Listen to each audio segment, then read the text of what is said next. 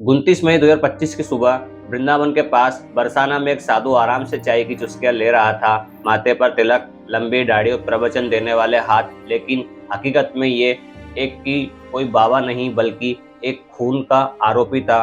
पिछले 35 साल से कानून की आंखों में धूल झोंक रहा था। नमस्कार दोस्तों, आप देख रहे हैं राजस्थान न्यूज। 22 मार्च 1989, करौली जिला, गांव है डिंडोरा।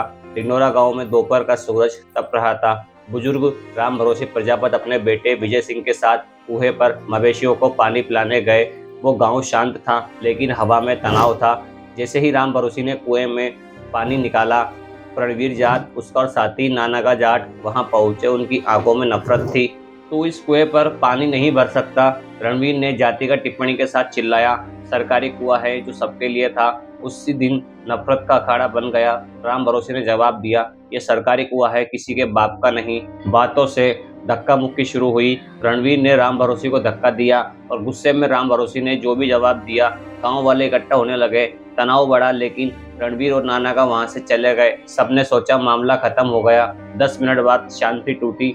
रणवीर लौटा। इस बार दिगंबर, करण और कुछ अन्य लोगों के साथ। उनके हाथों में फरसा, गंडासी और लाठियां थी। गुस्सा उनके सिर पर सवार था।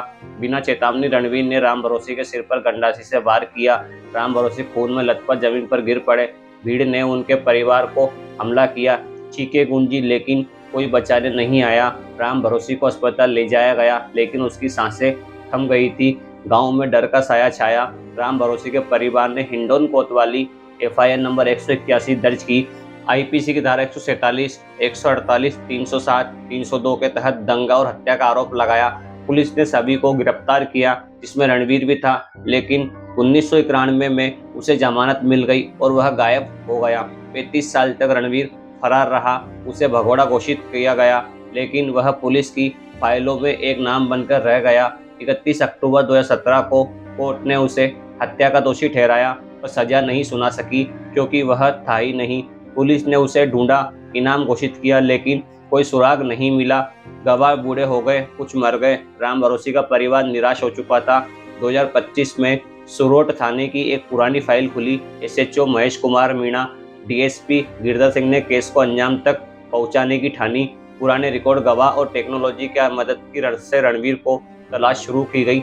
29 मई 2025 की बरसाना के जल महल के पास एक साधु बैठा था। लंबी दाढ़ी, माथे पर तिलक, हाथ में चाय। वह संत रामकिशन दास था, जिसके 25 शिष्य उसकी सेवा में थे। पुलिस को गुप्त सूचना मिली थी कि वह साधु संदिग्ध है। सुरोट पुलिस ने DSP गिरधर सिंह के नेतृत्व में जांच शुरू की। फोटो और आवाज को मिलाना शुरू किया। गवाहों ने चुपके से पहचान की, यह रणवीर था। बरसाना में हजारों साधुओं के बीच रणवीर को पकड़ना आसान नहीं था। रणवीर चालाक था। उसने पुलिस को चकमा देने के लिए अपना मोबाइल एक शिष्य को दे दिया और उसे दूसरी दिशा में भेज दिया। पुलिस उस शिष्य के पीछे गई, लेकिन जल्दी ही गलती समझ आ गई। शिष्य ने डर के मारे रणवीर की असली लोकेशन बता दी। पुलिस ने रणवीर को प्रवचन देते हुए पकड़ लिया। उसके शिष्य हैरान थे कि उनका गुरु एक हत्यारा है। रणवीर ने कबूल किया कि जमानत के बाद वह बरसाना गया, साधु का वेश लिया, संत रामकिशन दास बन गया।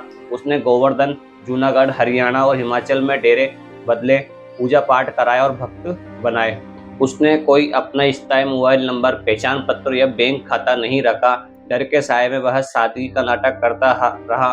रणवीर की गिरफ्तारी के बाद गांव में हड़कंप मच गया। लोग विश्वास नहीं कर पाए कि उनका रामकिशन बाबा हत्यारा रणवीर जाट है। उसे कोर्ट में पेश किया गया।